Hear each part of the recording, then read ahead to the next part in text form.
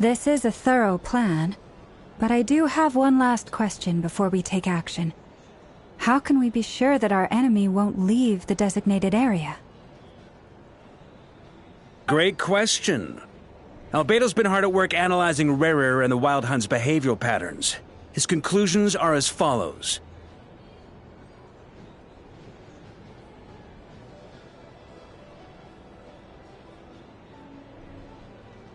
Firstly, from the earliest known confrontation until now, rrerin has never displayed any ability to manipulate the dimension of space. So it's unlikely he has any power in that domain.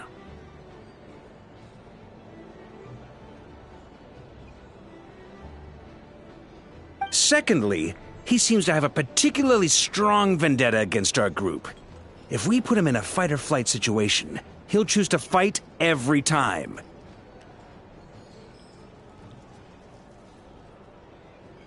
Thirdly, finally, and most importantly, he is consumed by hatred, both for the moon and for his enemies. Turns out, we tick both of those boxes. We have a reincarnated moon in our ranks, and a spy who accessed his private memories without permission. He'll be baying for blood, not looking to escape. As someone who's had their fair share of interactions with the Wild Hunt, those all seem like valid observations to me.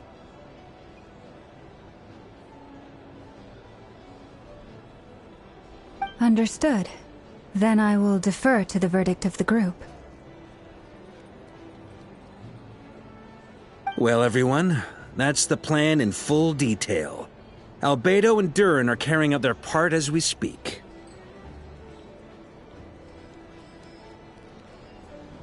Plan approved. Scheduling. Okay, any firepower you need, I got you covered. Let's light this baby up. The Frost Moon Scions are behind you as well. And the rest of you?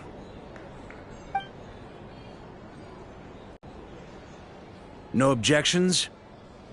All right, then it's settled. This is the plan we're going with. Next up, an old tradition of mine. Anyone who wants to back out, now's your chance. Wait, we can still back out of this? Everyone says things they regret, right? I don't want anyone feeling trapped because their mouth said yes before their brain had time to think things through. A very people-first approach. I hear that's common practice in the Knights of Favonius.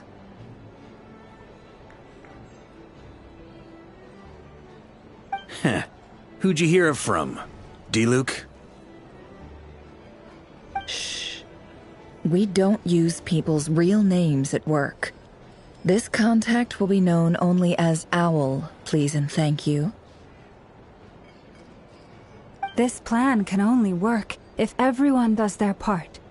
Flint's and I will absolutely support it. We shall indeed. You'll be glad you accepted our help. Also, you are the last person I expected to see here, Miss Dory. It's not often I get called Dory in a work context. My peers usually call me Lord Sangama Bay. So, the longer your name, the higher your net worth. Is that the idea here?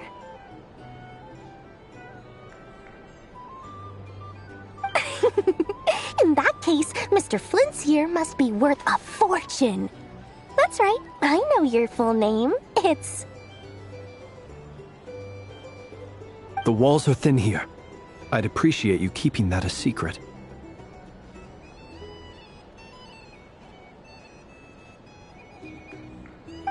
Okay, fine. I'm actually only here as a favor for someone else. Do you have any idea how much it would cost to hire me otherwise? Oh, does this mean someone out there actually has the power to boss Dory around? It most certainly does not. We have a long-standing and mutually beneficial business partnership. She's actually the mom of a friend of yours.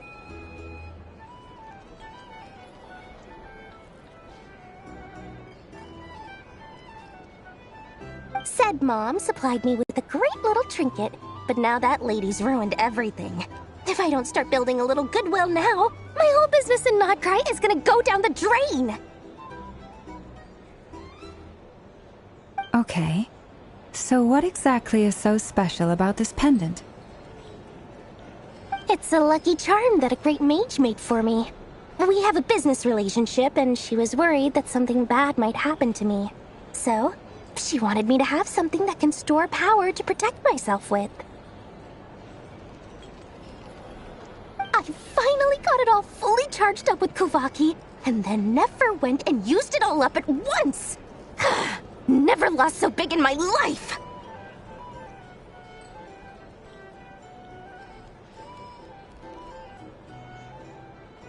You're right. It was all my fault. I didn't mean to drain all the Kuvaki in the pendant, but I'll make it up to you. You will?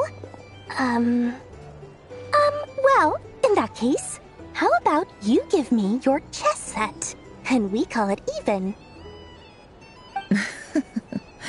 I knew you'd say that. Well, it's yours if you want it.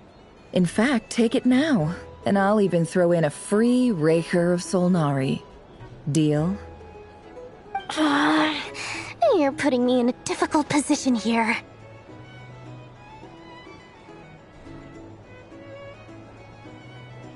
It's a very useful thing to have around, but I have a funny feeling it won't be around much longer.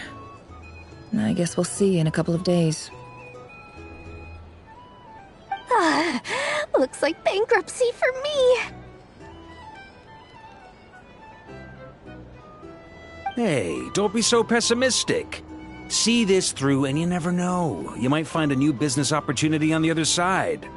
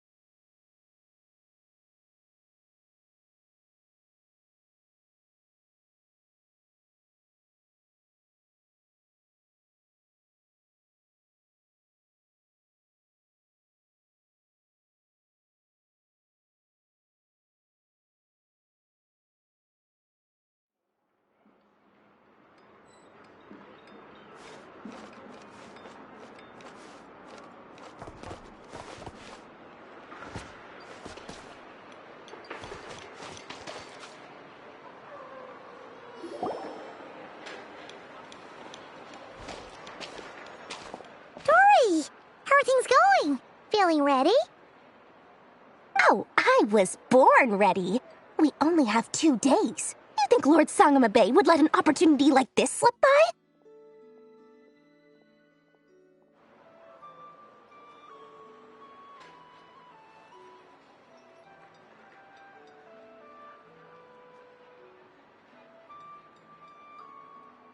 Don't forget, when something's in high demand, the people with the goods on hand get to charge the highest price of all, even higher than the sellers taking advance orders.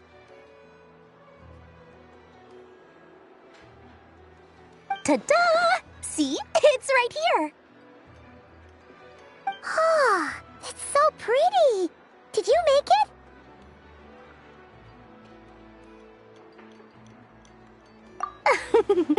No, I have a supplier. We go way back, so he made me a very attractive offer.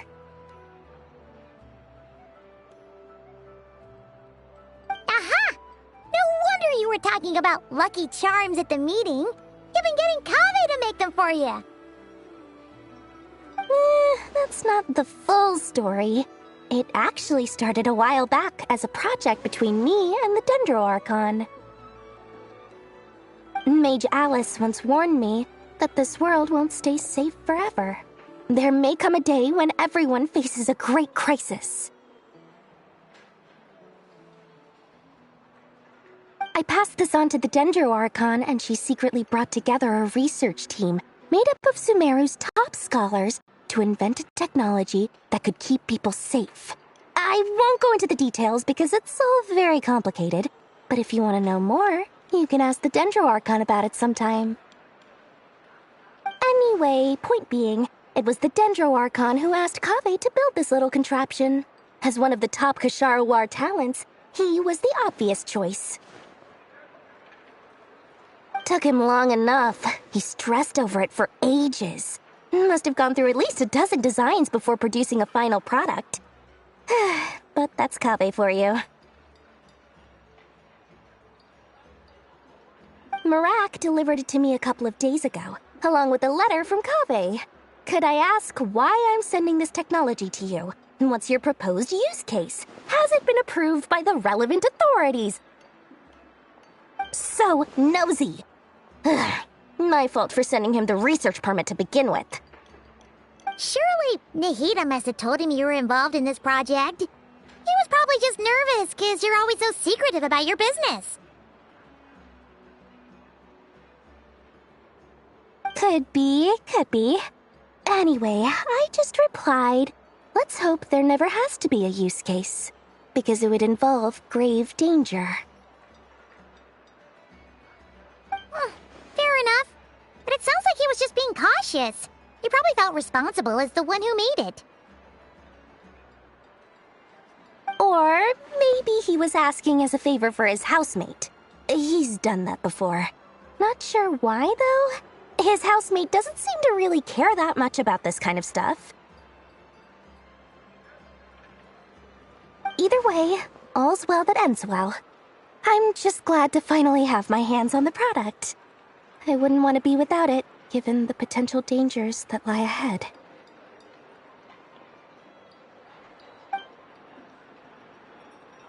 Huh?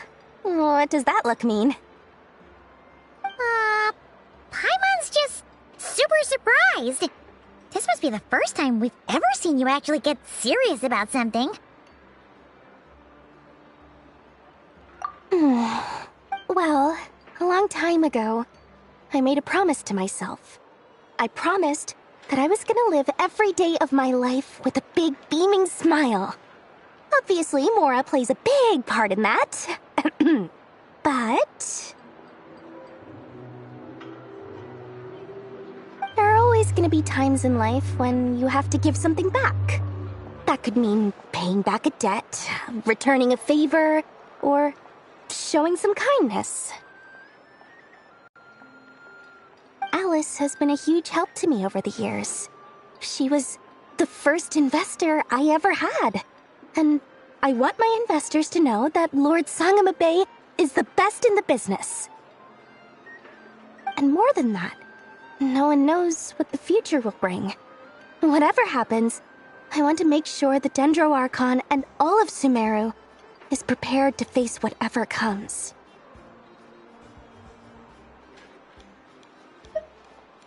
Oh, that? I was just making sure Nefer and I are square. Don't be thinking it was some sort of benevolent act. I'm no saint, so don't treat me like something I'm not. My priority is doing the business that I want to do, so long as my conscience lets me, but it usually does. That's the Lord Sangama Bay business model.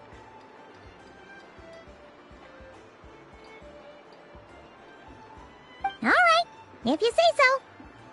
I do say so, and that's the whole point. I'm a businesswoman. Don't go trying to figure out what kind of person I am. You'll exhaust yourself. Much easier for everyone involved if you just take my word for it. Oh, and could you two help me get this stuff where it needs to be? Thanks so much. You're my favorite assistants.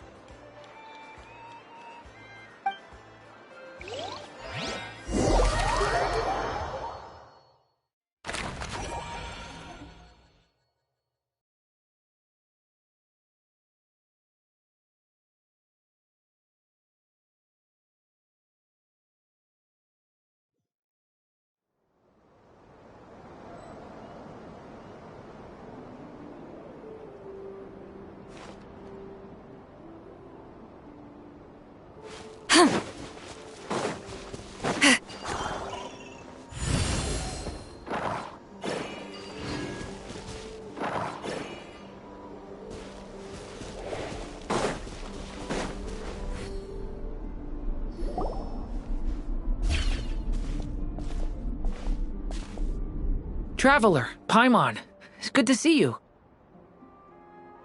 Everything going smoothly over here? Sort of. As you're probably aware, Varka, rrerin, and I captured some abyssal creatures from the Wild Hunt. Per the plan, we dissected and analyzed some samples of these creatures. The process went very smoothly. The findings, however, come with some troubling implications. What? You can actually dissect the Wild Hunt? That depends on your definition of Wild Hunt and dissection. Harmless, lifeless. These words are accurate descriptions.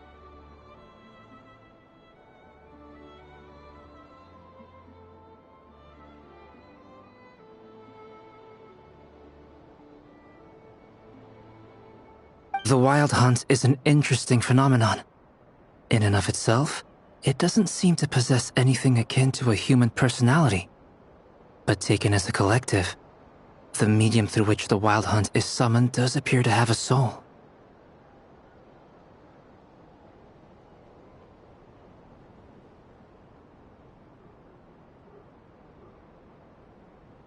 Master griped a lot about the wise Horoptetyr, and seemed somewhat fascinated with the foul Certology.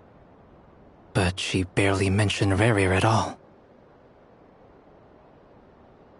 I don't think that was because of his lower social standing, though. Anyway, it's a pity. I should like to hear her thoughts on the nature of the life form he has become today. It's a strange mix. The furious energy of an abyssal being channeled through a fractured physical existence, a consequence of being torn apart by an unknown power. Perhaps the only explanation for his survival in this state is that he sacrificed a degree of individuality in exchange for a continued existence. Oh, sorry.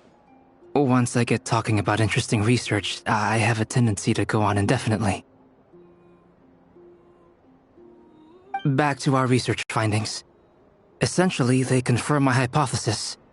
rrerir's corpse is completely contaminated by the Abyss, and the effects are irreversible.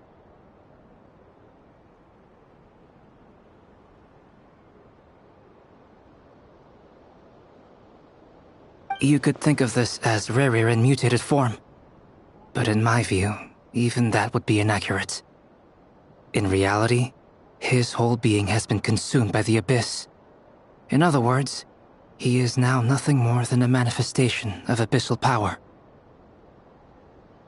Unfortunately, at present, we have no means of completely eradicating abyssal power. Hence, we cannot fundamentally destroy the rrerir of Solnari either. Terrible news! So, that's it? We can't defeat him? Not even if we get the power of the Three Moons?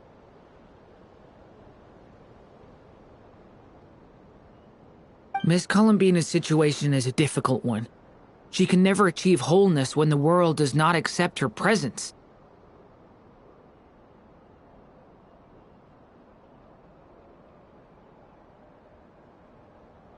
It's as if her creator banished her to a place she can never be accepted. It means she spends most of her energy just on her own survival. Given the circumstances, it's only natural to despair. But we must see this plan through to the end. Time to kick off the backup plan. Oh, Paimon almost forgot! This is for you. Dory asked us to bring it. Ah, how wonderful. Well, thank you for making the trip. rrerin and I will be heading off shortly. I'm sorry I won't be there to protect you in person this time. Please be careful. All right then. Stay safe.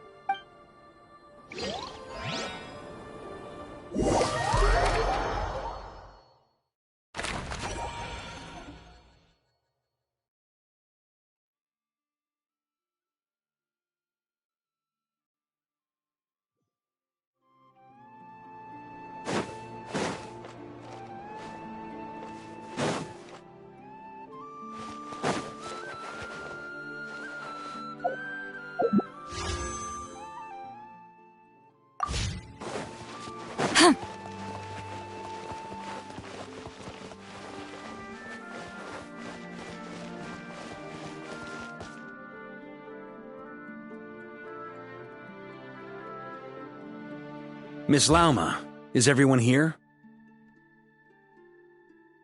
Yes. The fate of my flock is in your hands, Grandmaster Varka. Please keep them safe.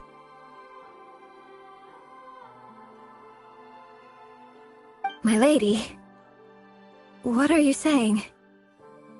Within the next 24 hours, we will face the biggest crisis the world has ever seen. This is not a burden that we deserve to bear, but I believe that we reap what we sow in this life. So I intend to act. I must do what I think is right. For me, that means fighting for the future of Nodcry. This gentleman is the Grand Master of the Knights of Favonius, Varka, Knight of Boreas. In my absence, please follow his lead. Hey, everyone. Guess I should introduce myself. Well, to start with, I know my way around a battlefield.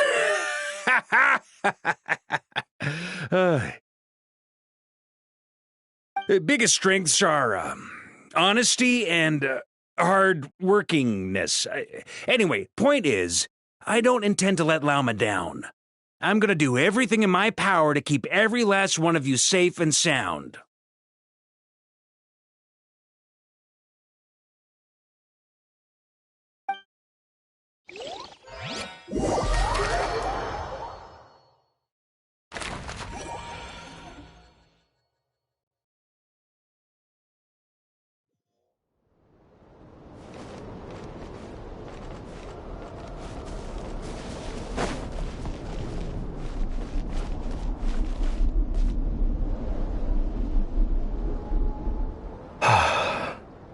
Something on your mind?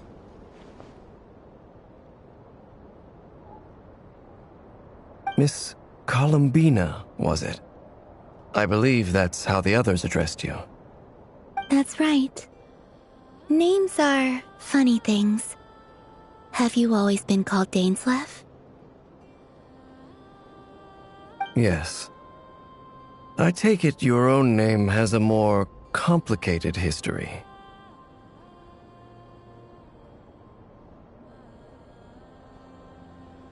I have a different relationship with names than other people. To be honest, I'm not even sure that Colombina is my name. At least, not in the same way that Dainsleif is yours.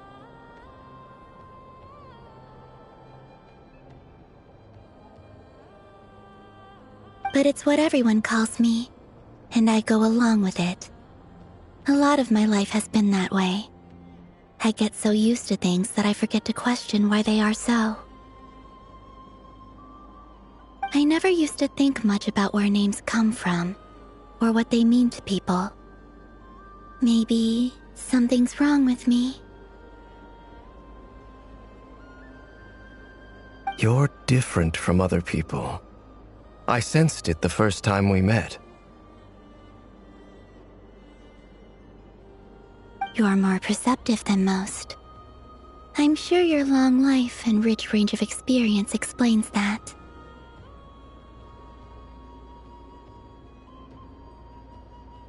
Do you ever find yourself missing Conria, Mr. Dainsleif? Difficult to answer. I have dreamed of the past many, many times. Sometimes I'm fighting tooth and nail. Other times I'm lying on the ground, defeated.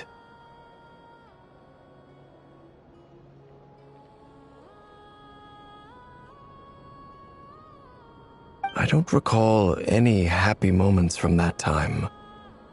It has been too long.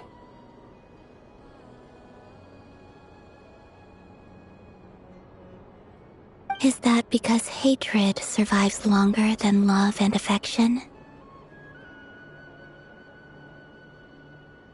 That would not be for me to say. I make no excuses for the grudges I bear. But whatever the reason, I remember little that was beautiful or sentimental. Thank you for your help with the rrerin situation. Without your efforts, I never could have learned the hidden truth of his story. You're welcome. I know he's your friend. Friend? He betrayed me. And I never really understood what he was going through in life. Some friendship, that is. Okay. So, do you plan to fight him with us? You see, you're torn. Now you know what really happened. You see the things he's done in a new light.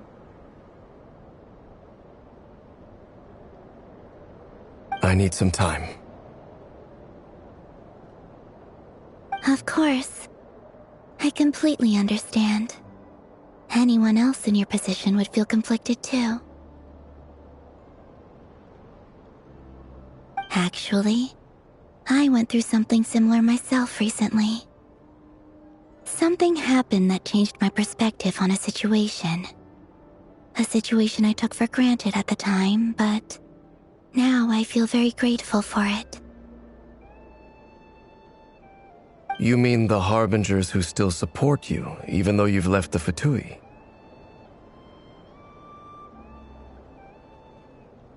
Yes.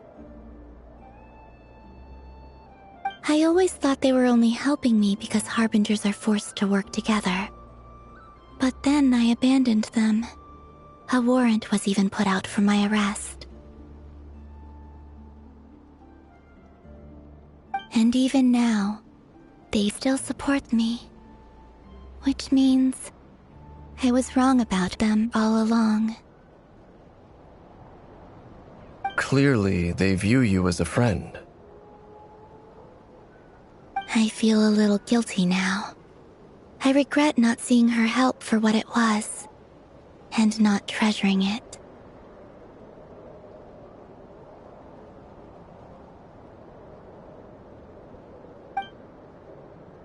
I see the guilt that you're feeling now, because I feel it too.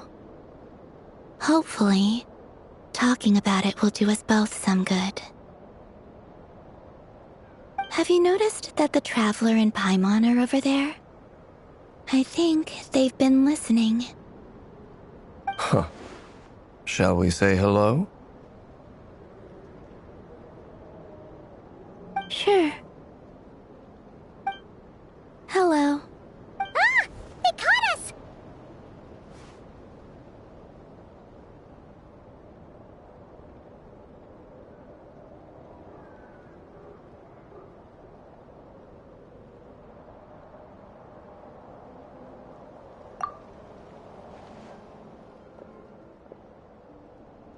I apologize for making you worry.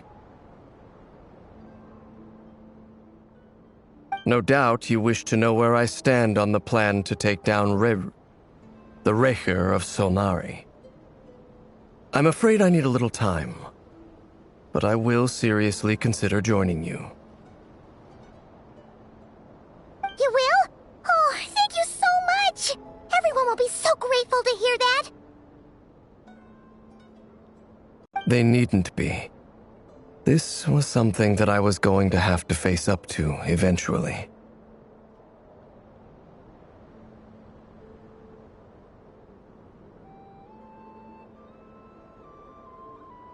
That doesn't matter to them.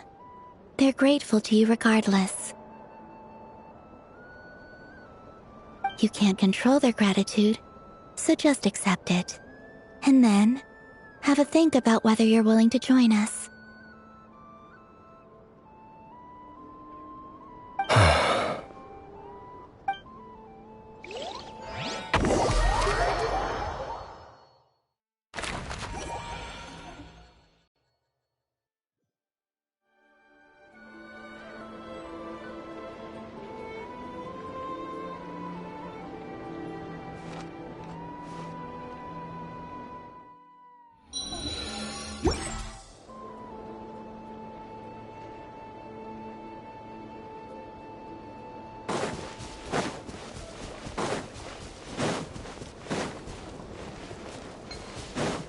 Show no mercy!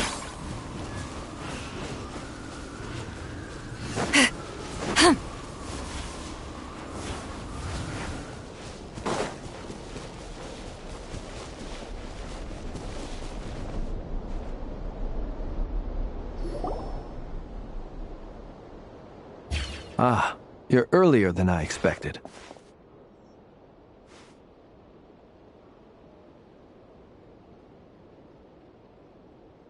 Hey, Flint's! Been waiting here long? Not too long. I came a little early so I'd have some time to think. Are you nervous about the battle? Quite the opposite. I'm reminiscing on my past battles. When I was awakened by the Ratniki, I had not touched a weapon in many years. I felt like the battlefield was not where I belonged. But after waging war against the Wild Hunt for so long, I came to realize something. A life of absolute peace is simply not a possibility for me. My restless flame indicates that somewhere inside of me, there is a deep yearning to root out the evil in this world. Oh, that doesn't sound like such a bad thing. Well, in the past, when I was a Fae whose primary concern was hibernation, it was hardly ideal. But it certainly serves me well here in the present. And I am delighted to be able to join forces with you in this endeavor.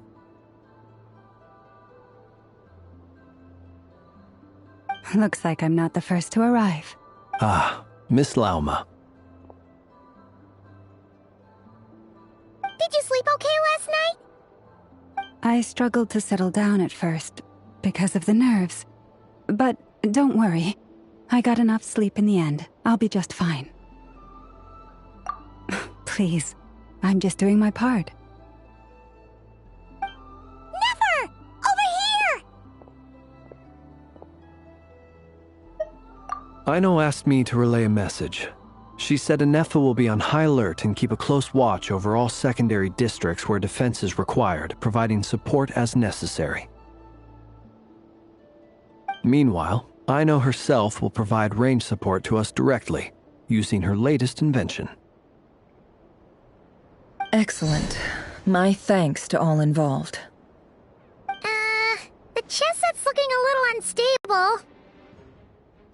It won't hold him much longer. We should be prepared to engage at a moment's notice. No sense sitting around waiting. Let's make the first move while we still have the option. I agree. Paimon, find a safe hiding place. Got it!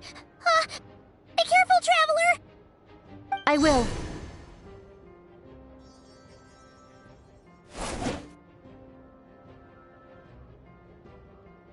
Everyone, take your positions as soon as the battle starts. Every ounce of strength we have in our bones, let us bring to this fight. Ready? Let's go. I've seen all your futile ploys before.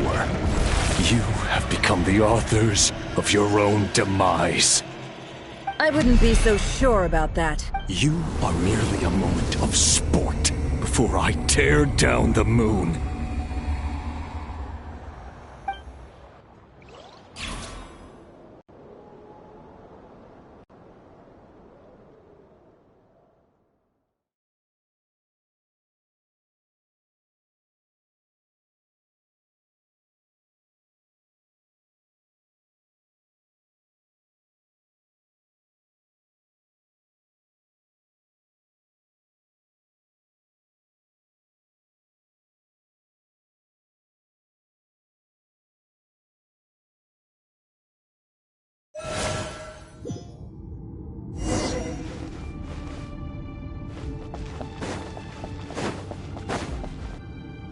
Close your eyes. Leave this place. It all adds up. Let me help you guys. Eat this! Moonlight! It's all futile. Hunt them down! Observe.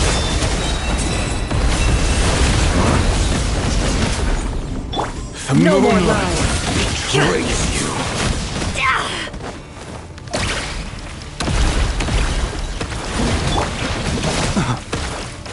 Close your eyes. Hunt Be them silent. down! Receive my blessing. A grave transcript.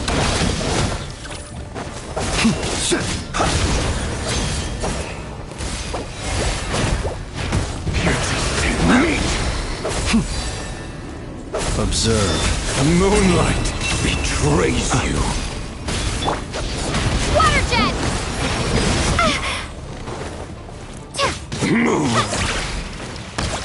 Can't hide the truth. Seek within.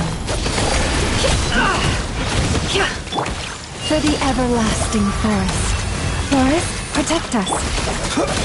Close your eyes. The moonlight betrays you. Be silent.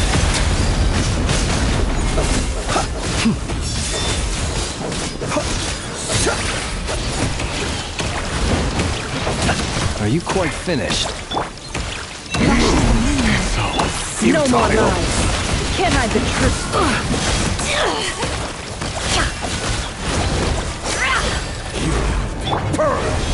It began with the moon, and so shall it end. The moon will protect you. Observe.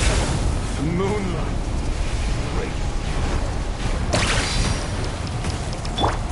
Branch into song. It all adds up.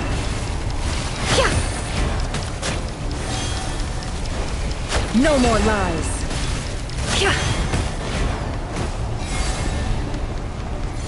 The moonlight betrays you. It all adds up. You poor lost lamb.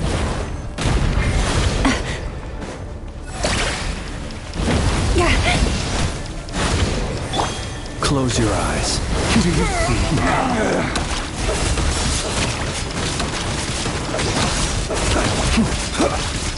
From here, when will it be as you foretold?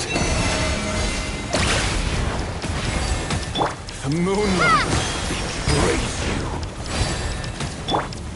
Close your eyes.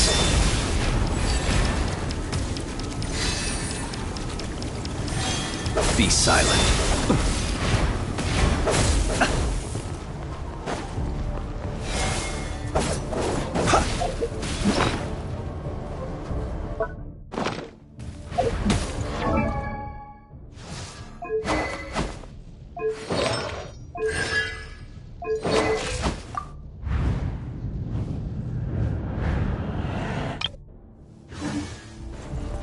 Observe.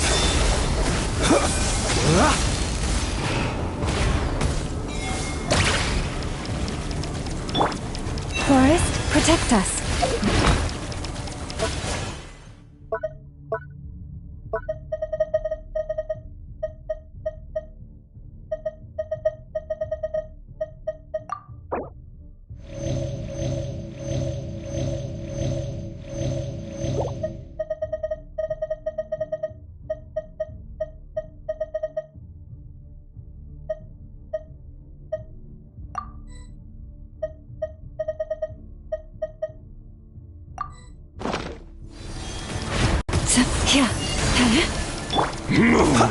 Close your eyes. Be silent.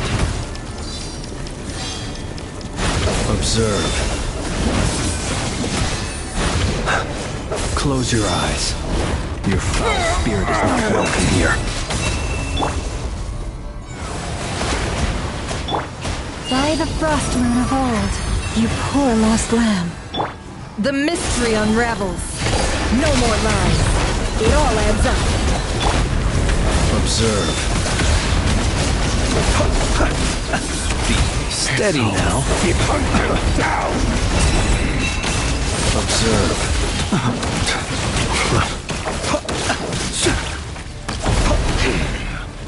Hunt him down. Lush as the moon. Steady now. Are you quite finished? Be silent. Observe. To dust. Be silent.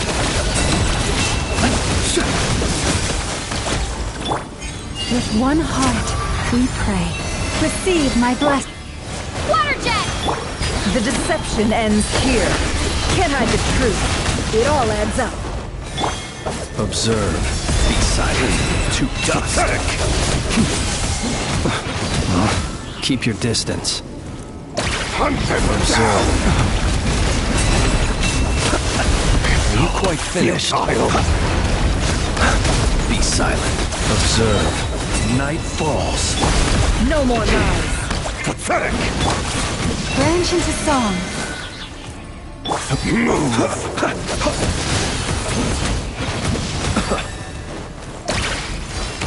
Be silent. Close your eyes. Do you fear the dark? The mystery unravels. It all adds up. No more lies. By the frost moon of old, Futile. receive my blessing. Water jet! Observe. Moonlight. Night. Great. Your little game of heroics is over. Who wants to go first?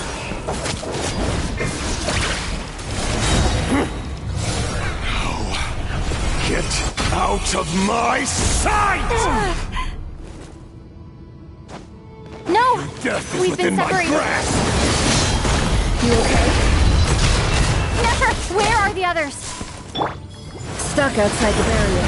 I guess he really doesn't like us. I told you before, knowing too much is always a death sentence. Droid! Reborn! Be careful what you wish for.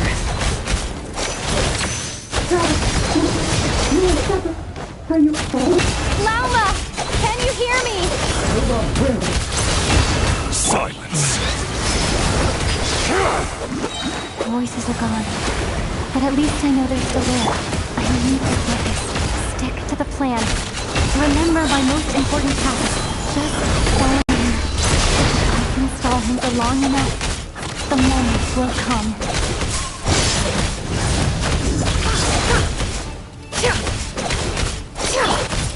Water jet! Bombs away! Your death is within my grasp! Nowhere to run, nowhere to The hide! deception ends here. Can't hide the truth.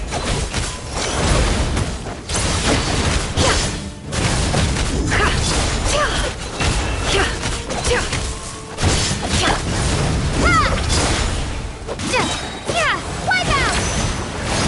No more.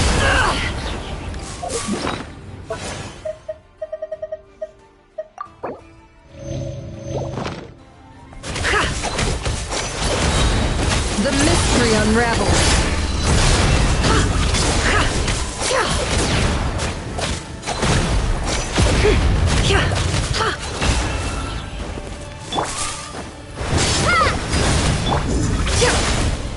How can't hide the truth.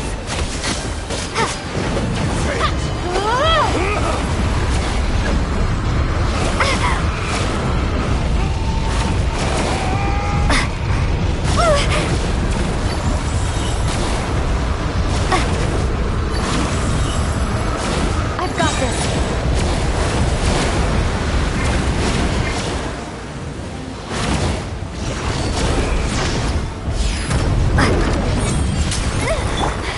shield's broken. I can't keep this up. Don't push your luck.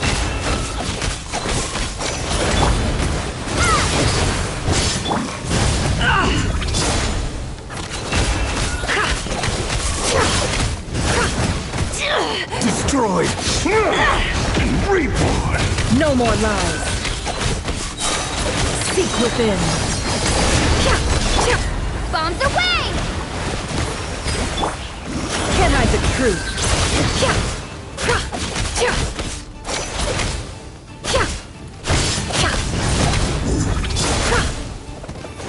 The mystery unravels.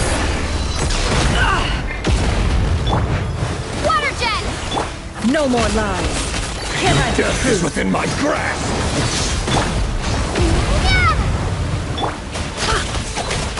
The deception ends here.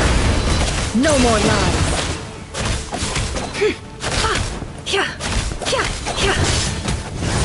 What a joke.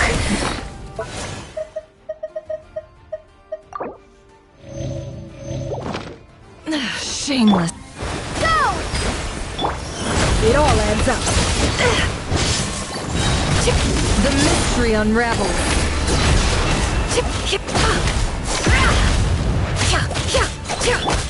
Bombs away! No more lies.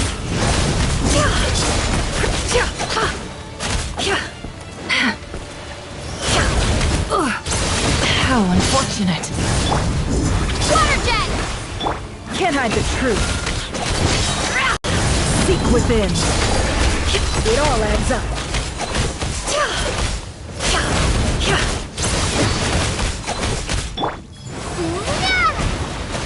Water jet!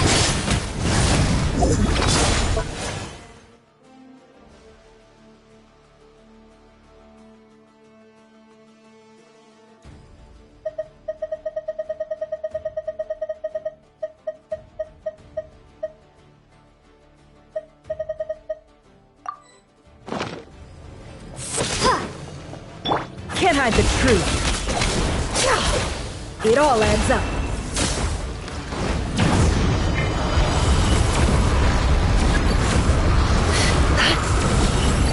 Curses. There's no other way.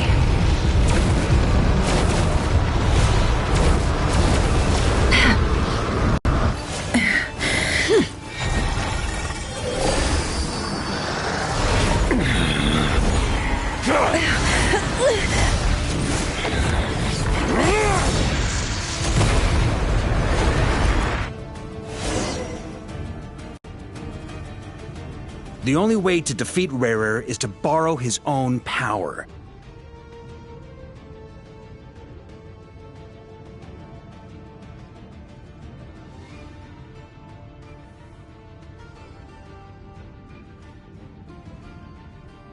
That means Colombina will have to disappear while you two bear the brunt of his attacks. You have to hold on. Find a way to keep him focused on killing the two of you.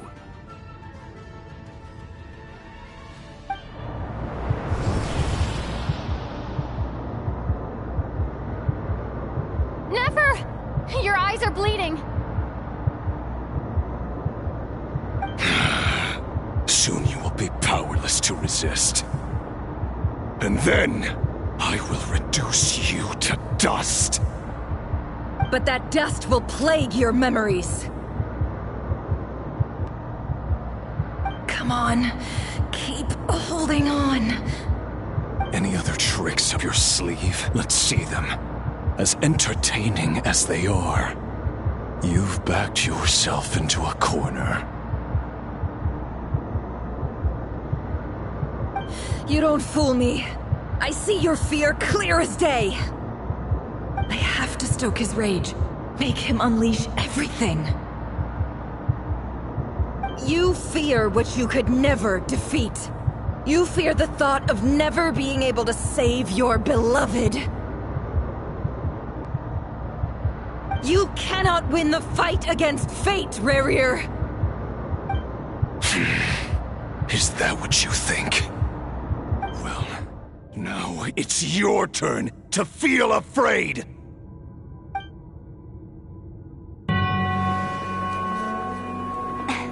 You fear the sound of your own name? Is it us you hate? Or is it what you've become? Let's see what becomes of you!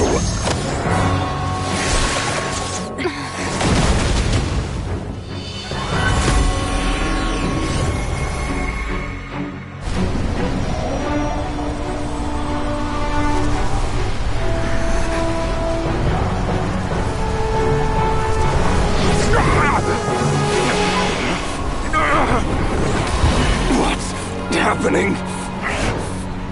That power... I've seen it before!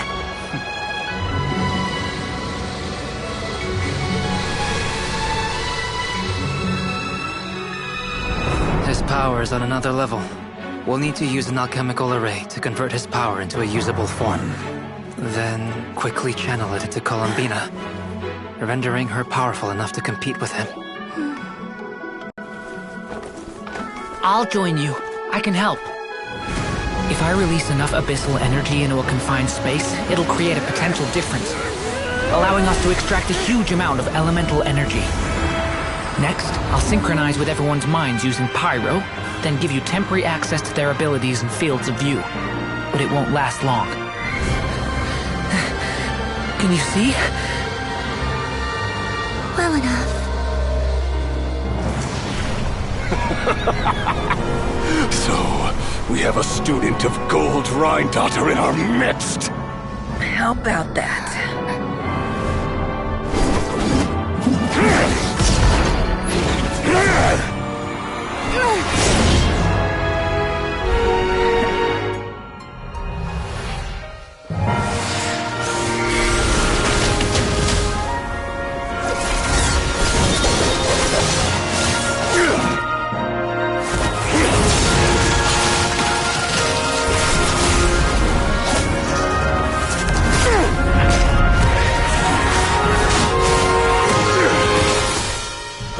You use my own power against me? Just like how you stole Kuvaki. Look familiar?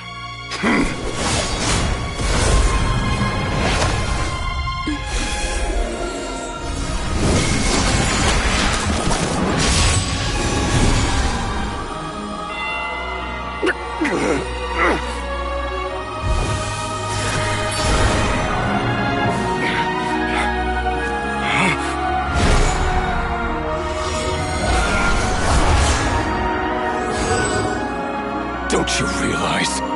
You don't have the power to hold that gate open! I don't, but someone else does.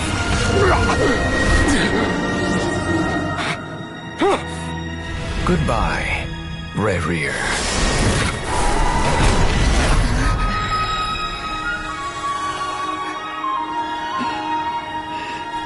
We won.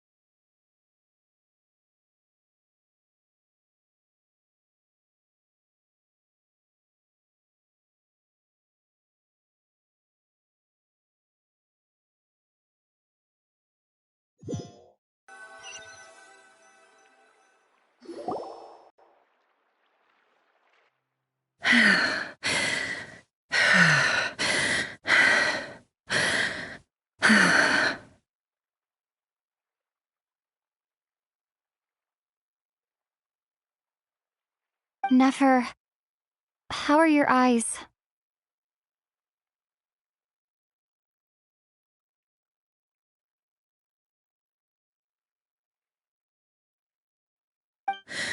They're fine. Apart from the blindness, of course.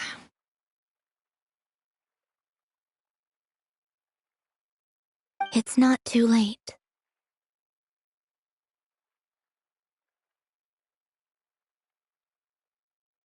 Let me handle it.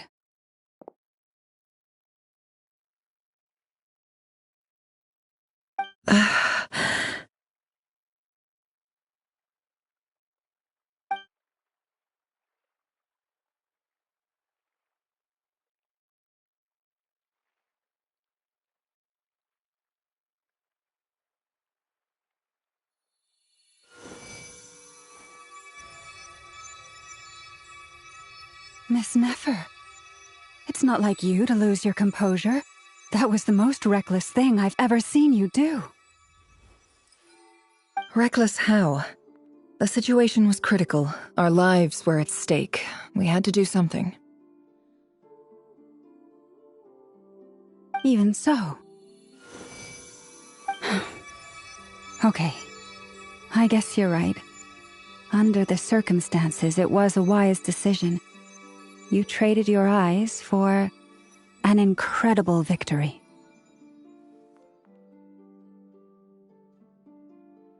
In business terms, I suppose that's a huge return on investment. I'd be hard-pressed to argue otherwise. Still, I don't like this outcome, and I don't want you to lose your sight for good. People suffer when they make sacrifices they shouldn't have to make, whether that means faith, strength, or in this case, your ability to even see. I had hoped you could win without sacrificing so much as a single hair on your head.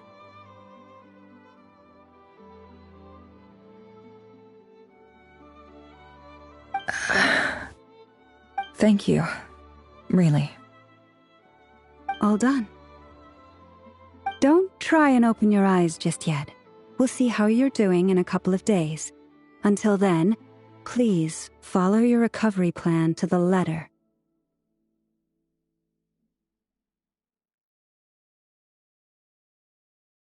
I'll send full details through Yehoda. For now, just get yourself home, relax, and rest.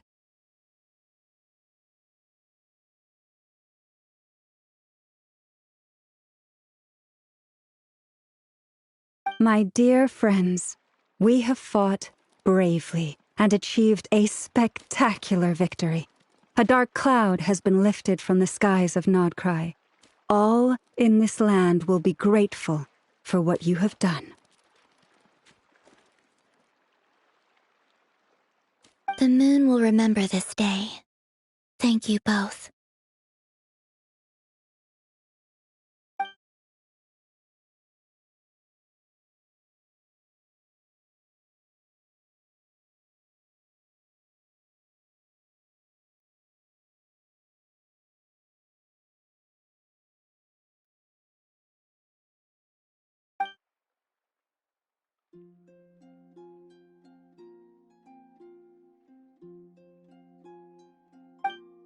There's something I want to let you know.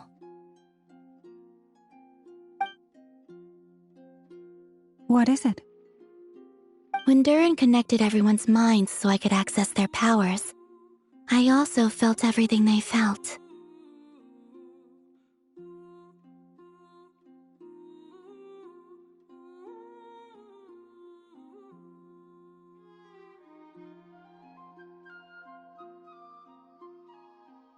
And since Nefer's eyes were injured, my eyes are hurting now too.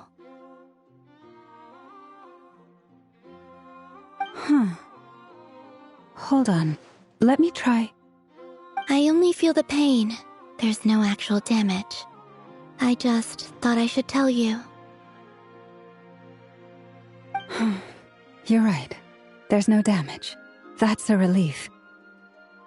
But I must say, I'm surprised to hear the Kutar share something like this with me. In the past, you never used to open up about yourself. Things are a little different now from how they were. I'm learning to share how I truly feel with my friends. Friends? You have no idea how glad I am to hear that.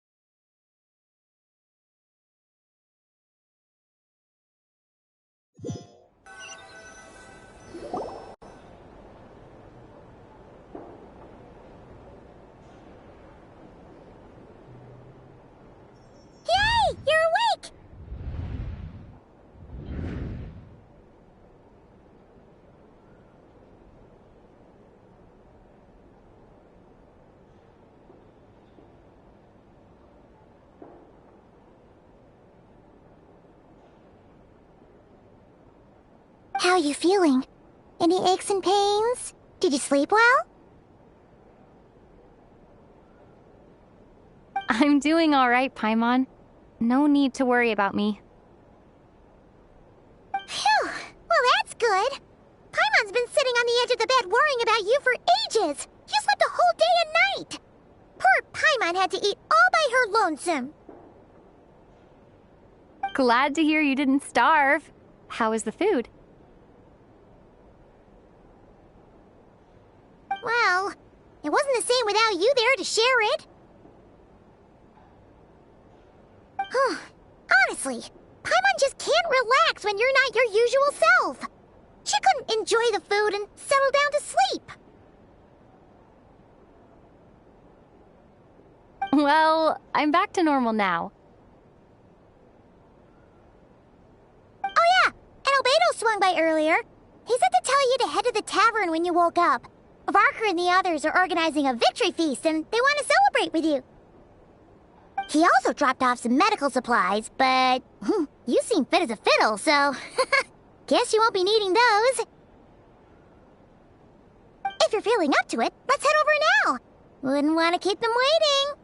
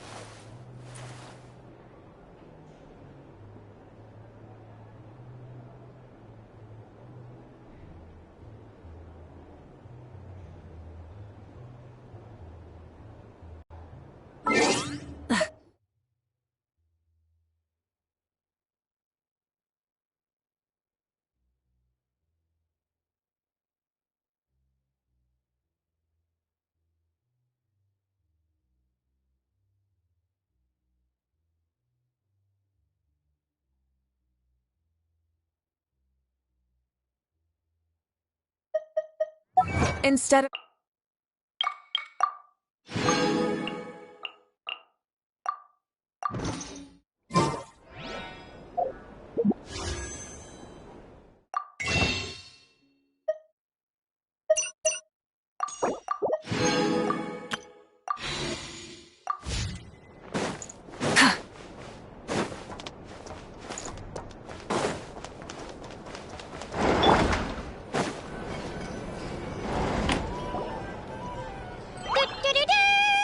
We're here!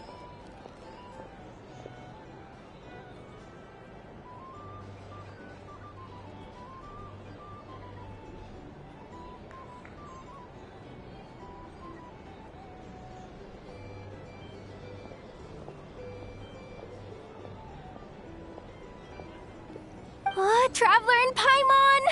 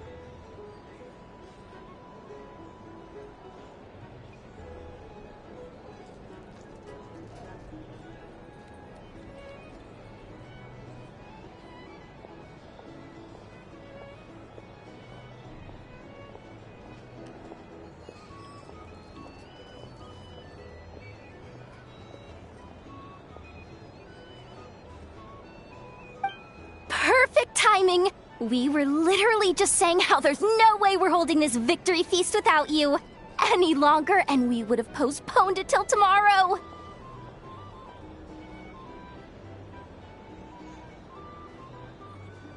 How are you feeling today? Much better, thanks. Don't worry about me. Relieved to hear it. If that changes, just let me know. Happy to check you over at any time. Yep, we're here for you. Anything you need, just let us know. Oh wait, where's Never?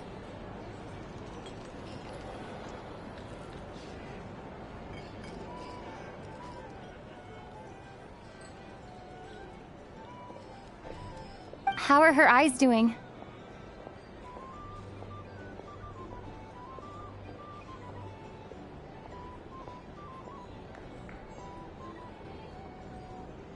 Nefer's right over there. I'm sure she'd love to catch up with you.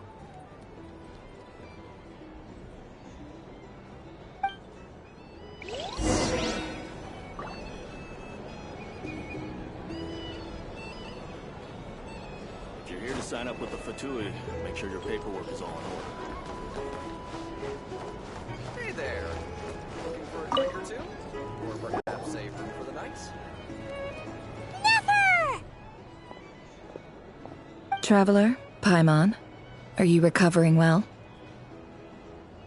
Turns out that moon chanter has some real talent after all. My eyes were mostly recovered after just a couple days' rest. I can actually open them again now. Yeah, but you gotta be careful. Lauma says not to strain your eyes while they're still healing. Yes, thank you. I'm well aware. Yehoda, could I borrow you for a moment? I could do with an extra pair of hands.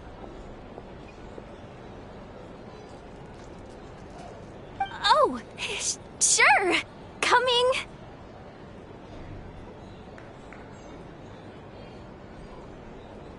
Did you hear that? I gotta go help Lauma for a second. You guys chat among yourselves. I'll grab us some drinks on the way back. Paimon, you still like 'em sweet?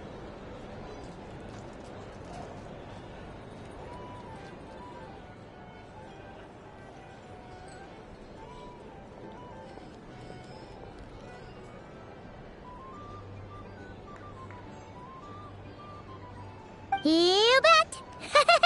Make it extra sweet, because Paimon's earned it! Sure thing!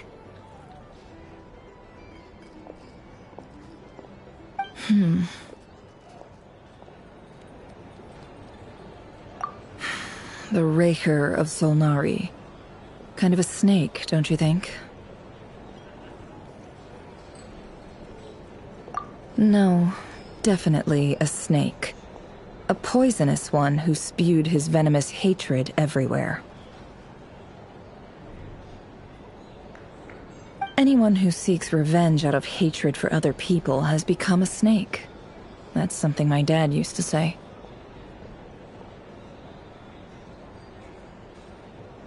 Perhaps. I'm sure it sounds like a very wise and open-hearted perspective to your ears. But me? I think hatred is a perfectly justifiable emotion.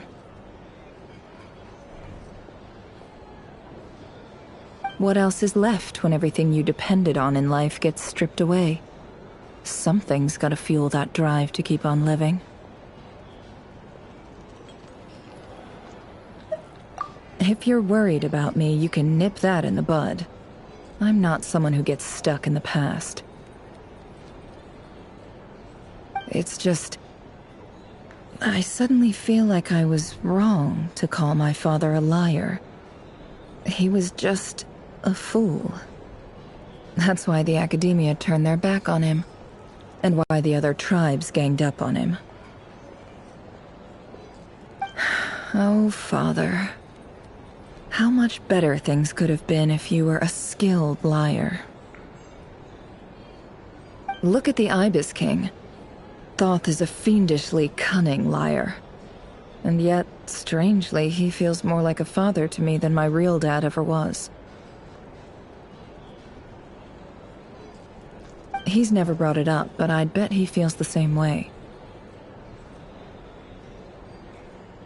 Why else would he give me the power to perceive the truth, while at the same time training me in the art of deception?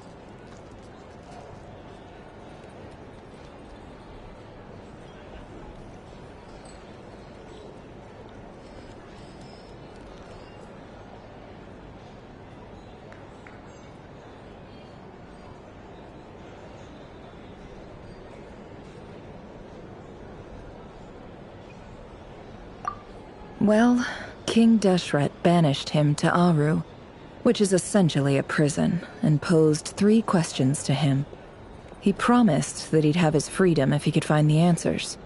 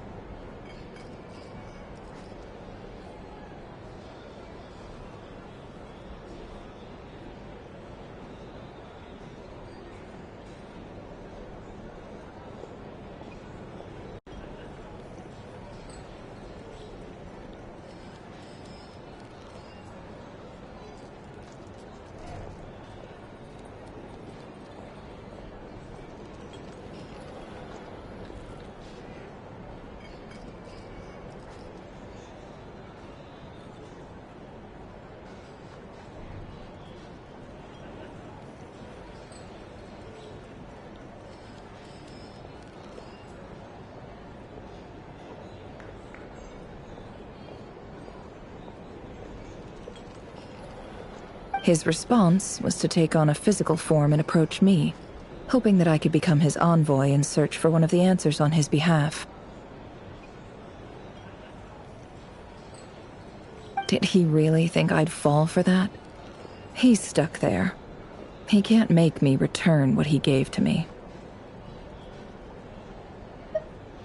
So that's enough for you to decide he's nice, is it?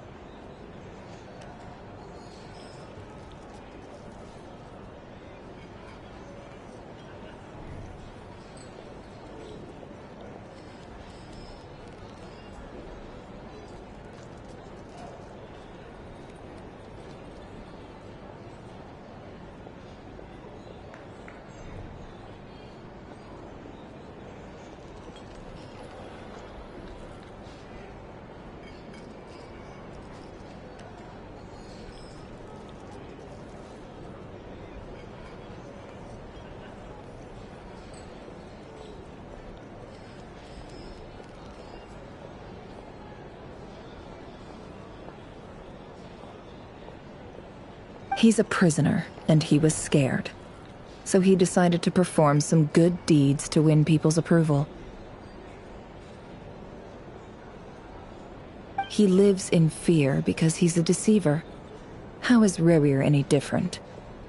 You can't work as a spy your whole life and expect a happy ending. It's preposterous. Yet I can't say I don't understand it. Liars live in the darkness of their own making, but it's still human nature to want to go on living. They say that a liar's soul is the most worthless thing in the world. What do you think? Good. If you understand that, it means you're smart, and you see things objectively. If you ask me, the soul of a liar really is worth nothing, because all they care about is themselves. For example, when something good falls into my lap, I don't go sharing the news around. Stops other people trying to steal it from me.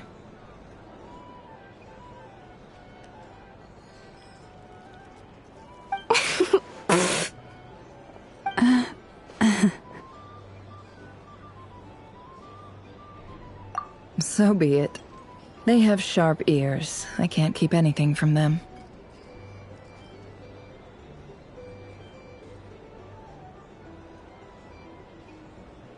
Oh, is that what it looks like?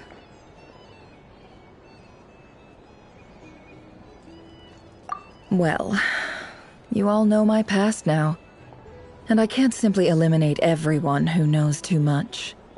So I guess I just have to put up with you, for the foreseeable future at least. When you find yourself in a situation you can't control, the safest play is to keep calm and start monitoring everyone involved like a hawk. In the intelligence world, you need to have a sense of perspective and play your hand accordingly.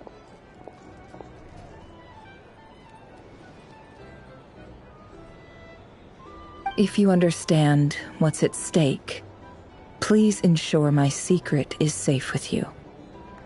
I trust you'll respect my wishes as a friend. But don't forget, I will also be watching you like a hawk.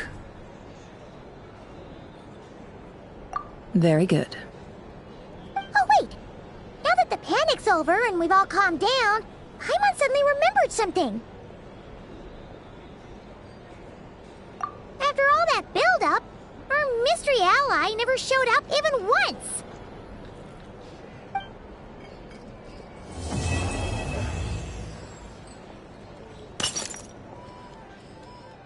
Huh?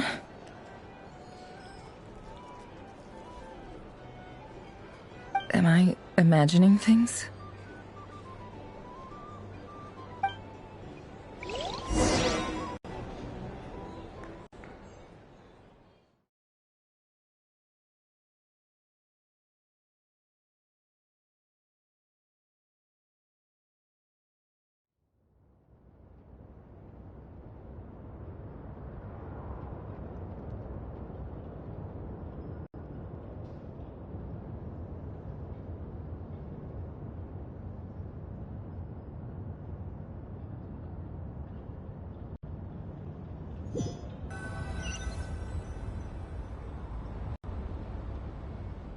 So, that close colleague who stayed behind with you?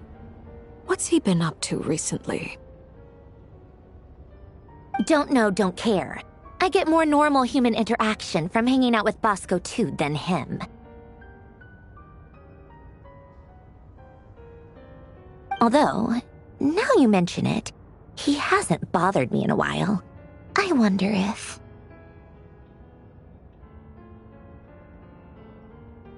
If he's disappeared without a trace, it's the biggest gift he ever gave to the world.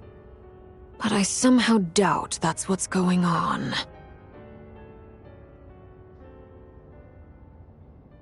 He won't lie low forever, so we'd better stay on guard.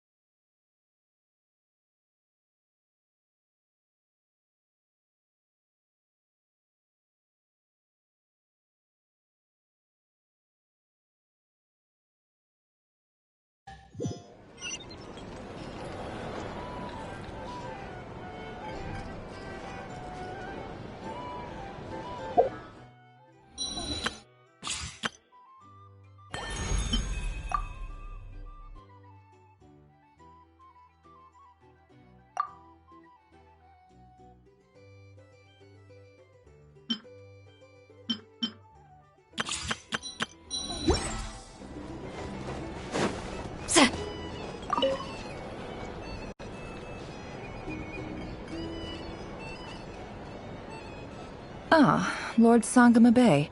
How lovely to see you. I must thank you for the device you provided. It was an enormous help. Would I be right in thinking that it was developed by the Academia? Why come and ask me when you clearly know already?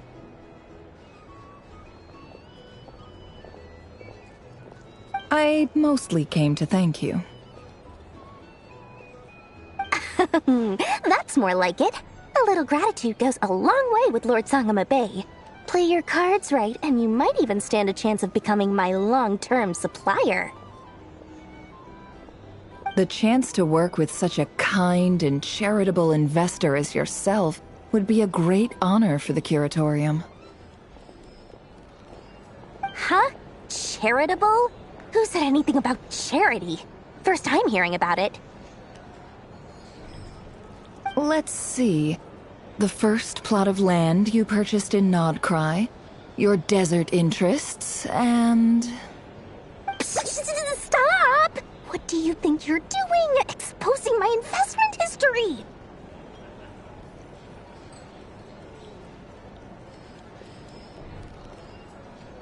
It's nothing to hide from. They're all perfectly legitimate investments. And some of the land you purchased was with the intent of building a sanctuary? Yes, I heard about that too.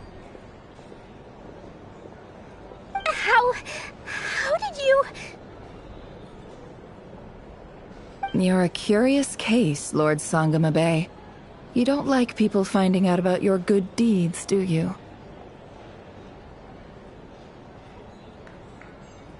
But I'm afraid no matter how hard you try to keep things under wraps, where there's a will, there's a way.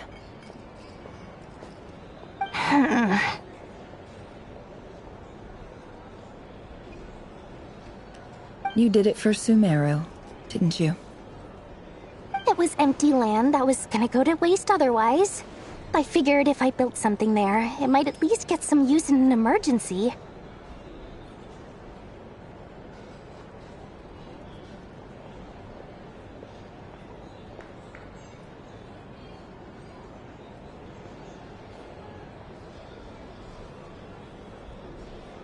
Disasters are capricious things.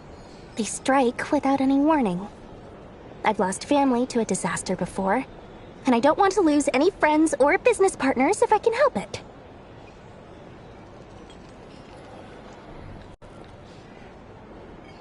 My elder sister used to dream of finding a sanctuary. Somewhere with plenty of food, water, and medicine. Where everyone could live happy lives. It was something I looked into, but after discussing things with the Dendro Archon, I decided on a more effective strategy. The tech people handled the tech, and Moneybags provided the Mora. It just made the most sense. It's a pity that so few people know the truth about you. Everyone says that you view everything in terms of Mora, and all you care about is growing your own wealth.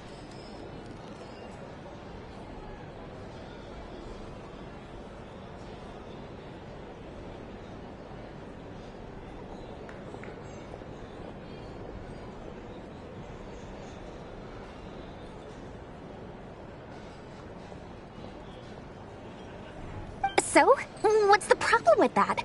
Everyone wants to be rich. It's human nature. So yes, I love Mora, and it's nothing to be ashamed of. But surely you have dreams of your own beyond just making Mora.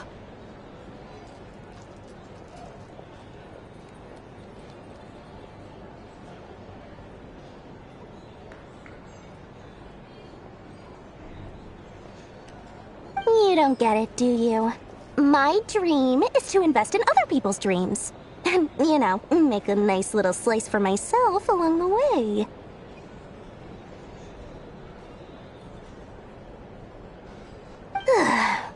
Just thinking about it makes me happy. Thank you. For the device?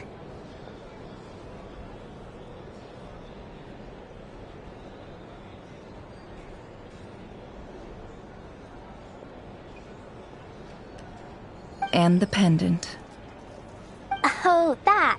I was just returning a favor. Don't worry about it. Seems like we've both been away from home for a very long time. Yeah. So long that I barely remember what my family even looked like. That would be your mother, father, and sister? Yeah, though it's been years since my sister passed away. It's not like I want to forget them, obviously, but memory can be even more ruthless than the most calculating business person. Beyond a certain point, if something isn't helping you, it just gets rid of it. My sister can't help me now. Slowly but surely, her face is fading from my mind's eye. It's become a vague impression.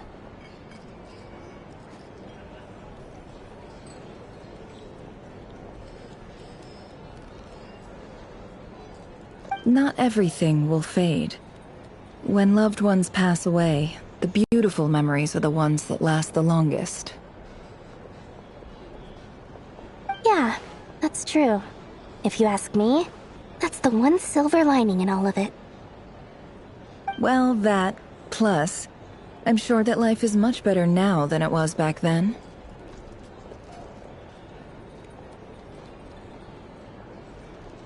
Oh, absolutely. I have tons of Mora, a big beautiful house, business is booming, and I'm as happy as can be.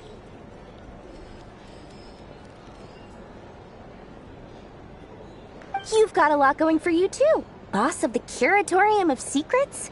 I'm sure there's plenty of Mora to be made in that line of work.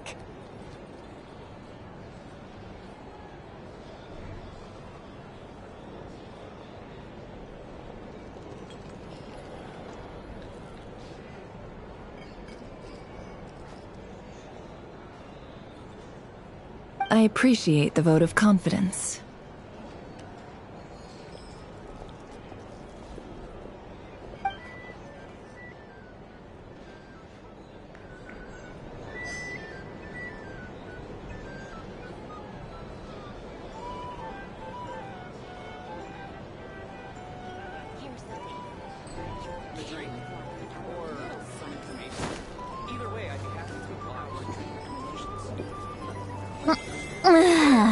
Looking for a drink or two?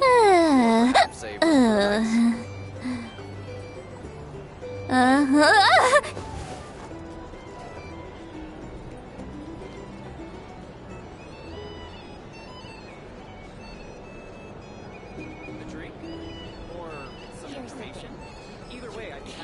I've read almost every novel from Yai Publishing House.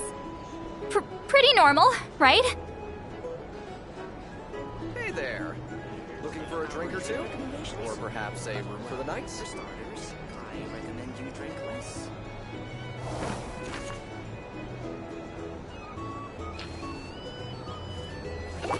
A drink? Or some information? Here's the thing. You can't live life without a little spice.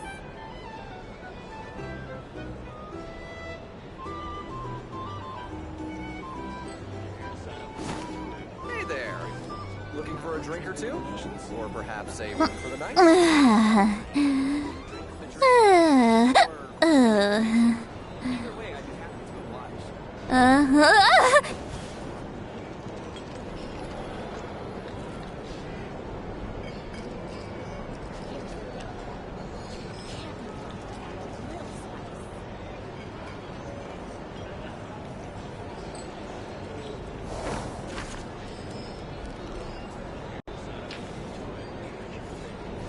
Hey there.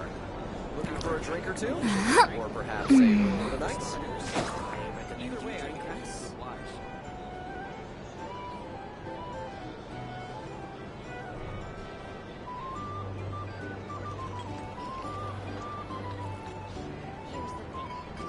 Here's to a life where the drinks keep flowing and the Mora keeps get to work.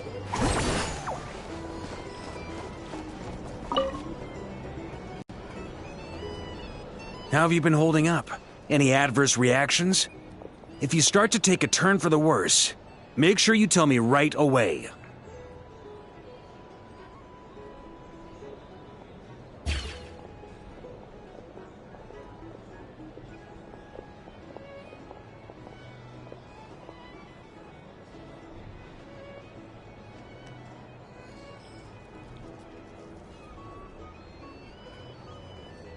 You don't need to worry about me, Grandmaster. I'm fine. I mean, I barely did anything, so... What? You're too humble, young man. You played an indispensable role in the battle for Notcry. We can't thank you enough for your support.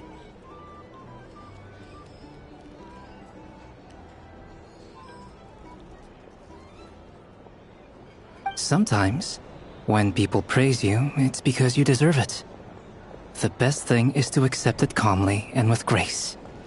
It's important to learn how to respond to words of admiration. Let's do a quick demonstration. Albedo, that was an incredible feat of alchemy. The pressure was on, but you worked flawlessly at lightning speed to get the job done.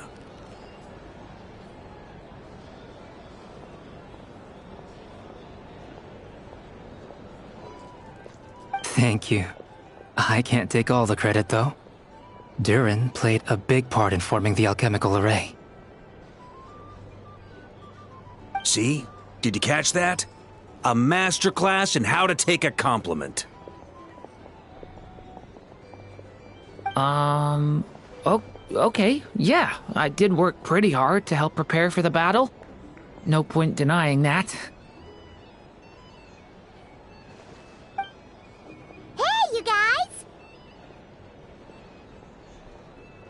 Hey, look who's bounced back. Looking good, Traveler. Seems like you've recovered. You won't need to take any more medication. Can I get you a drink? Huh? You know how to order at a bar now? You've sure learned a lot recently. Handling a drinks order is ridiculously simple compared to alchemy. Don't worry, I'll blend into society yet.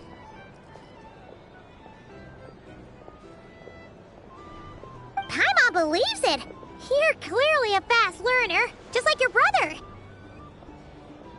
To be totally honest though, Paimon didn't quite follow all the details when you first explained the plan to us. Don't worry, that's completely understandable. Unless you're a student of alchemy, it's hard to grasp the principle and how the process works.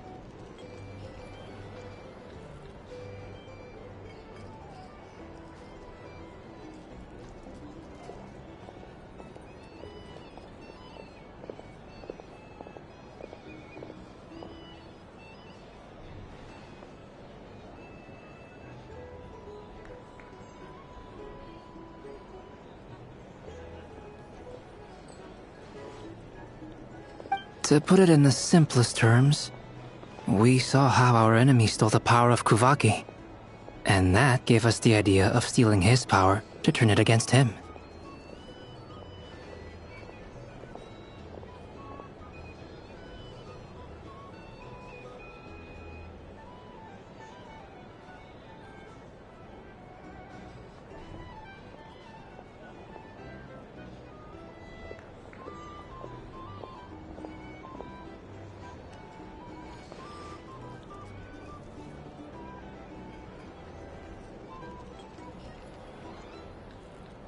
When facing an enemy you have no hope of defeating, it's best not to engage them in battle. So, instead of looking for a way to overpower him, we decided to help Colombina get strong enough to at least stand up to him in a fight. For this to work, we had to analyze his modes of attack, confirm who his main target was, and make sure that he wouldn't go beyond the range of the alchemical array. For added security, we prepared a total of 4 arrays.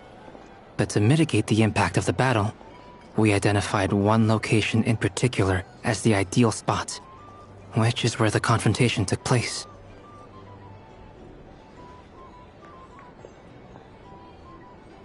The alchemical array absorbed his abyssal power. Then Durin processed it to render it usable by Colombina. That power enabled her to do what would otherwise have been nigh on impossible.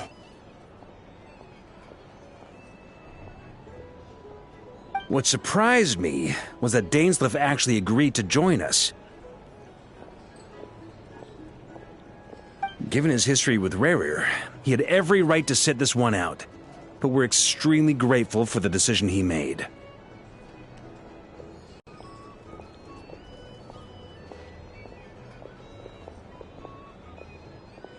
It must have been a painful choice to make. But I'm sure that making a decision was far better for him than staying in limbo.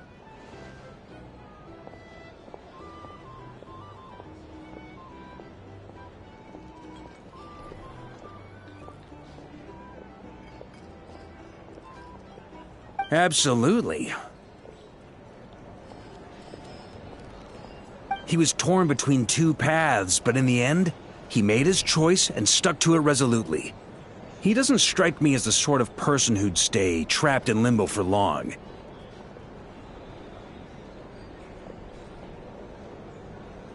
Anyway, however you cut it, everyone gave a stellar performance. And now, it's time to kick back and celebrate.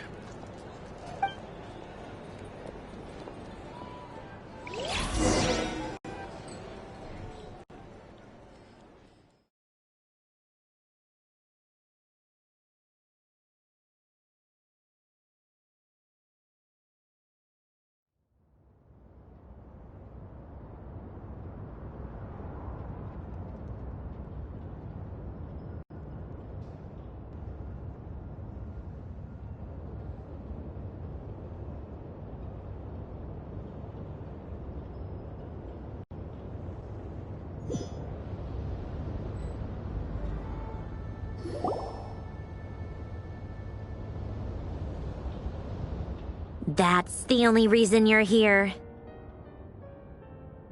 Yes. I've thought a lot about it. And I've realized that you, me, and Arlecchino should be friends. I think this is very important.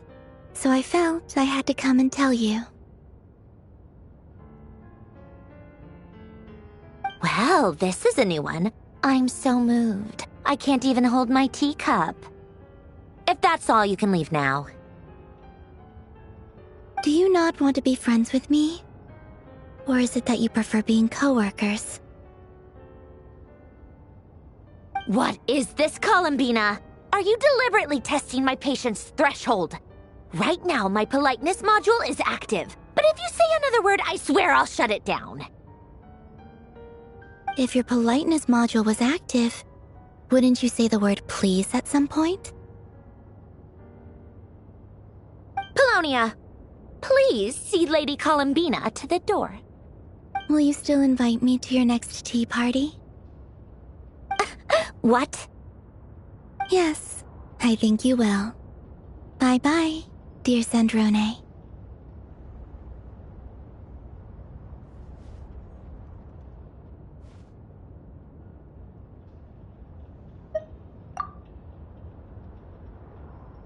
Last time, the Wild Hunt escorted you out. Would you rather I handled it myself this time? We just wanted to, see how you were doing now that it's all over.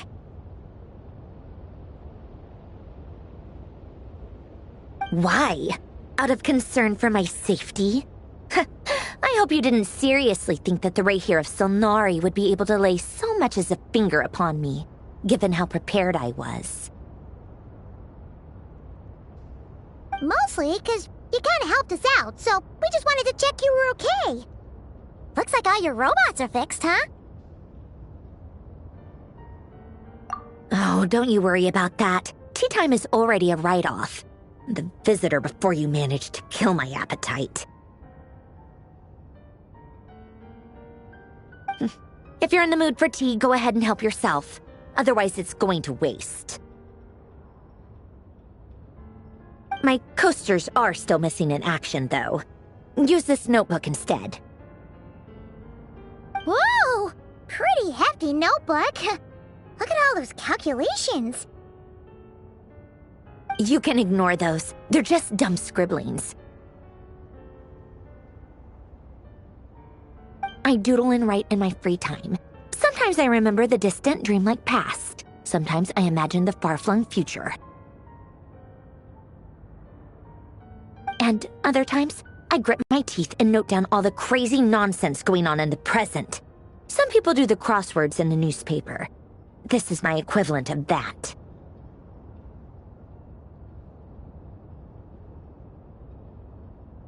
Trying to predict the future is like daydreaming, and writing about the present just makes me furious. The past is my favorite. If nothing else, it's already set in stone, so I don't have to rack my brains trying to figure it all out. Huh.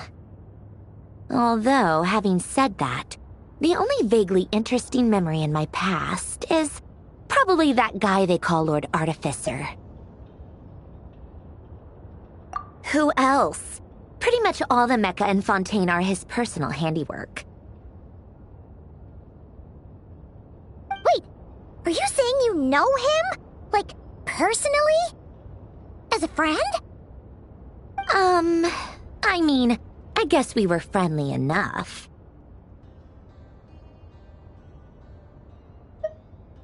Yep. In fact, I'm probably the only normal person left who knew him at all.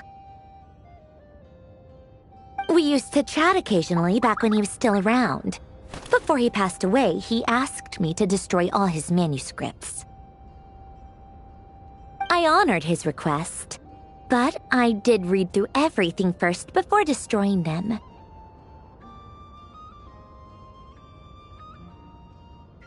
I mean, I couldn't let the genius of Lord Artificer Alain Guillotin disappear like that. Would have been such a waste. So, that's where the formula's in your notebook are from? I just told you. Those are my equivalent of crossword puzzles. They're just dumb formulas that I solve for fun when I'm bored. Alain's work was like epic poetry. The formulas in my notebook are just silly little riddles in comparison.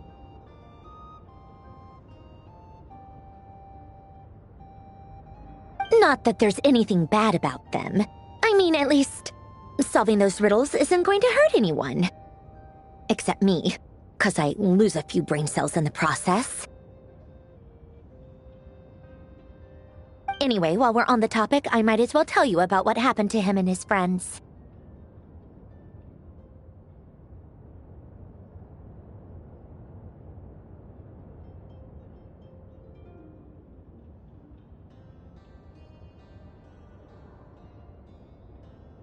Alain Guillotin had two close buddies, Renee and Jacob. They spent their childhood years together in the Narzissenkreuz Institute. They were all quite competitive, so there was some rivalry between them, but it was a friendly rivalry.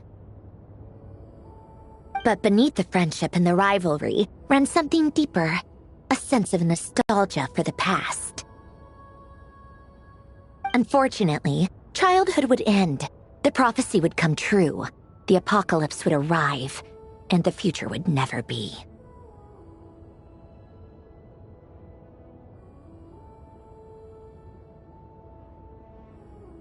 A mad dream that would normally only capture the minds of lunatics began to take root in their hearts. A dream of saving the world. And if Renee and Alain had been people of lesser wits, that dream would probably have ended up as something for them to joke about in their older years. But alas, they were some of the sharpest minds around. They nurtured that dream with the full power of their intellect, and it grew into something that ate away at their souls. The first of them to fall under its spell was Renee.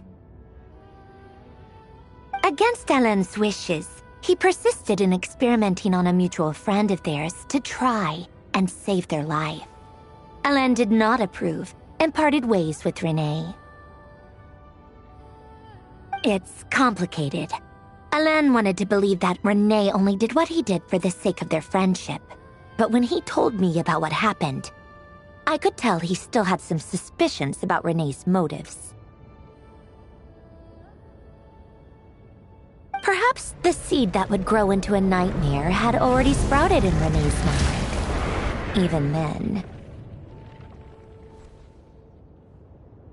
The next time they met, Renee's soul had been completely engulfed by the dream of salvation. His futile attempt to change the tide of fate only resulted in a wave that swallowed up the world, even before the apocalypse came. And although that wave died down eventually, I hear that it just recently came back with a vengeance. As I understand, Renee wanted to live out his dream of salvation once more.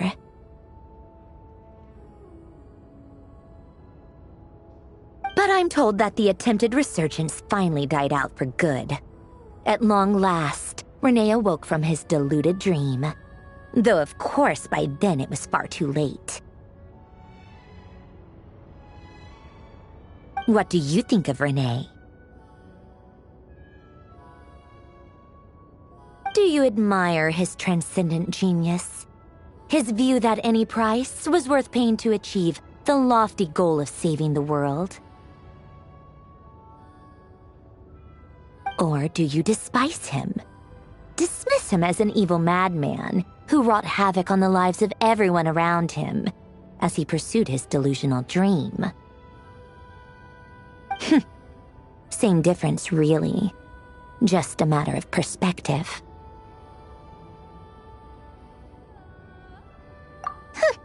Doesn't surprise me. You share one thing in common, after all. You both want to be the savior.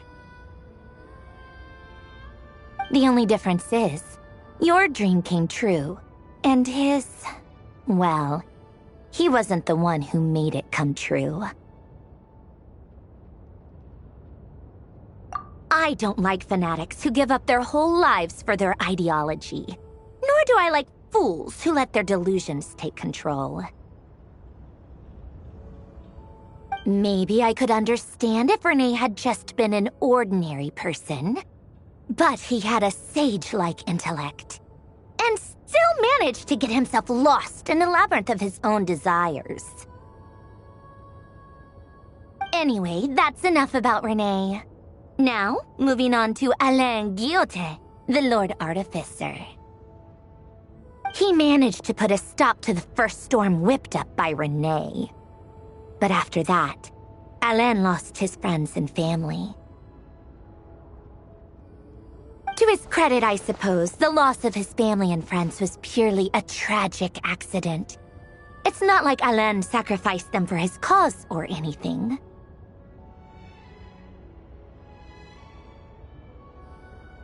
After that, the only thing supporting his work was the same dream that had dragged his closest friend down to the abyss.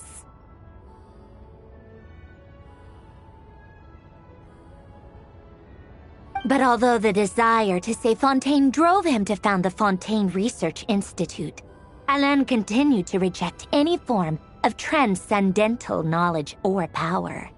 He was suspicious and fearful of it, having seen the way it had affected his closest friend.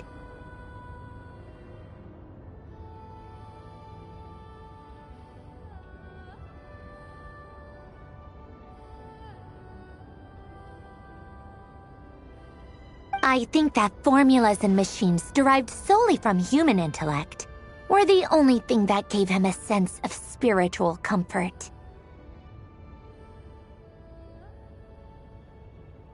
Yet Alain's intellect was simply too great.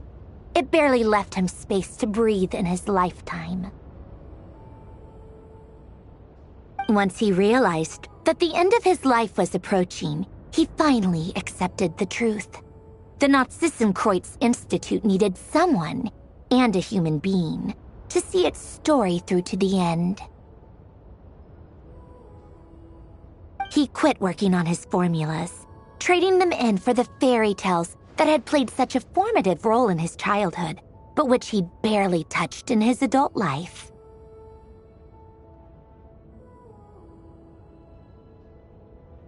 He told me that the director of the Nazissenkreuz Institute used to read those fairy tales to the children as bedtime stories. Apparently, they worked wonders at sending kids off to sleep.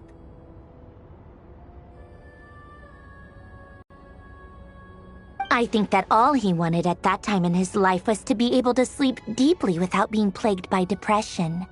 By that point, nothing else really mattered. At the very end, he laid down to rest in the ruins of the former Nazissenkreuz Institute orphanage, while the Fontaine Research Institute he had founded continued tirelessly with its work.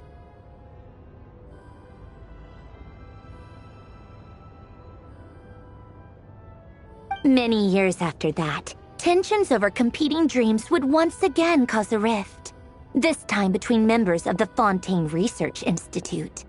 But the actions of those fools had nothing at all to do with Alain.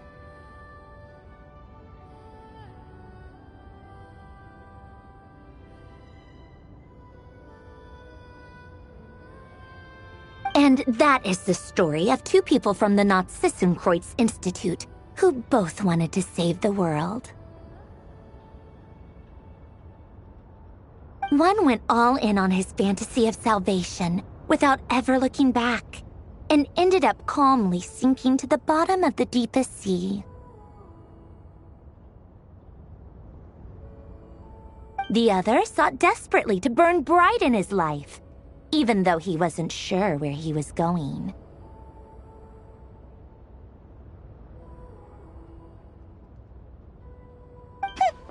I do sometimes wonder, why is it that people like them have such grand hopes of saving the world?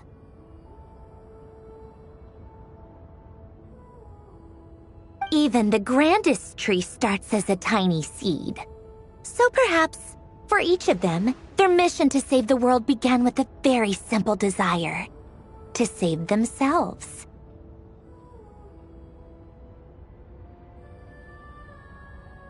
They were young children with friends and family who mattered to them, desires to explore the meaning of life, ambitions to have a successful career. They didn't want to see all of that taken away in one fell swoop.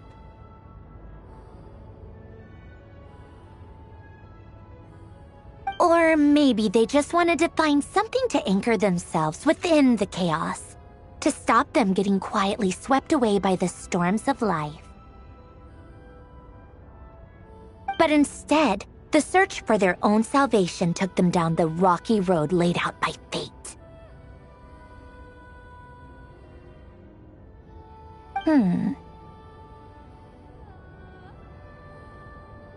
you think the desire to save oneself is enough of a justification to try and save the world?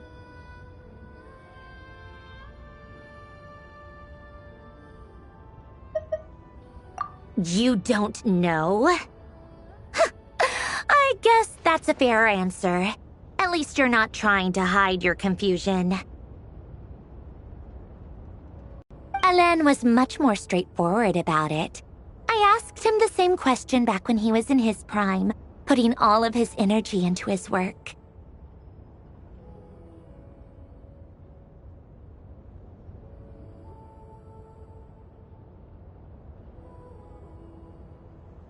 Yes, it's enough. That was all he said before getting right back to his work.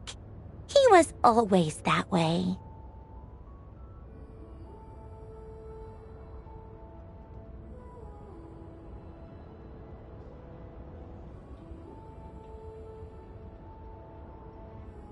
All right, tea time's over.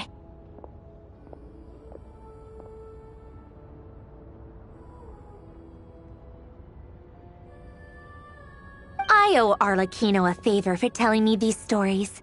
I'll have to bring a whole sack of gifts the next time I visit the House of the Hearth.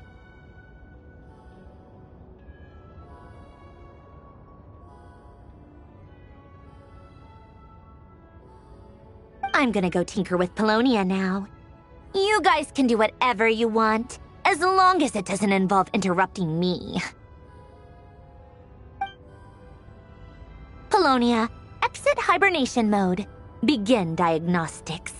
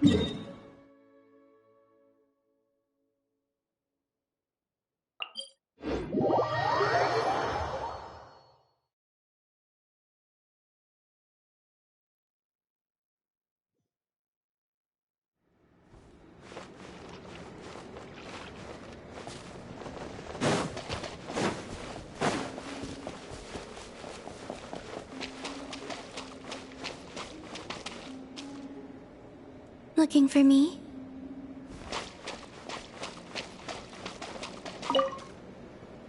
Arlecchino often played this game with me, but I only won once.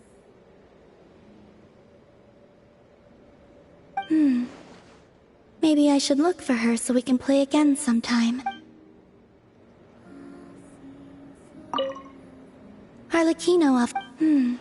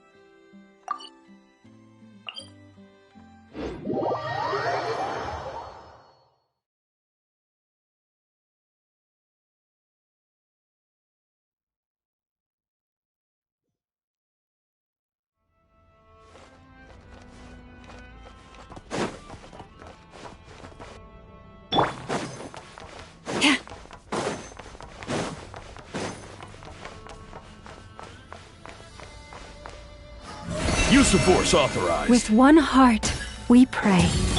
Get to work! Go claw! Ding dong! Burn it down! Rev the engines! Pyroclastic surge!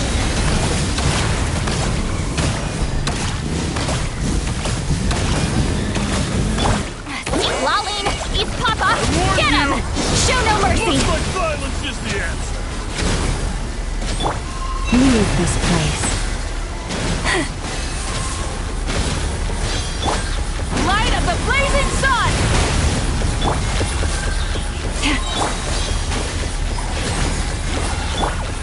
For the everlasting forest.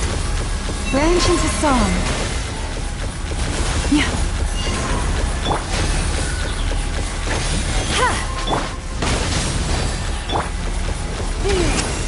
You don't know what's good for you. Fulfill our pact! Get the... take me! Earth below.